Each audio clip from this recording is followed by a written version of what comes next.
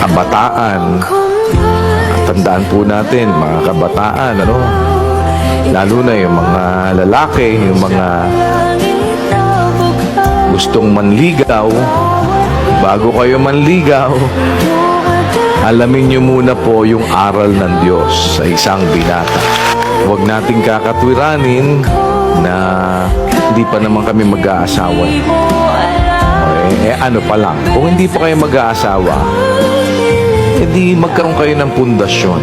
Yun ang wala munang label. Di kayo mag-shota, di kayo mag-ano.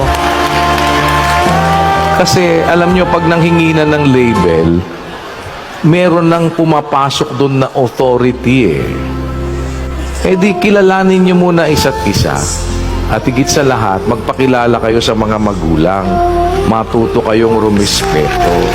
Alam mo, ang pundasyon kasi ng relasyon, nag-uumpisa yan na nagkakilala kayo. Diba? Nagkakilala kayo. Paano mo namang nasabing magkakilala na kayo? Hindi dapat kinikilala nyo muna ang isa't isa. Kaya nga nililigawan ko na para makilala ko siya. That's putting the cart before the horse. Diba? Bago ka manligaw,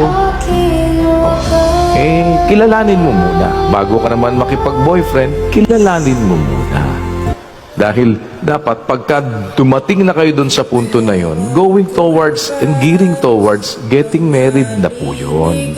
Kaya hindi ang process, magkikilala kayo dahil mag-boyfriend kayo, doon kayo magkakakilala. Later on, tsaka kayo maghihiwalay.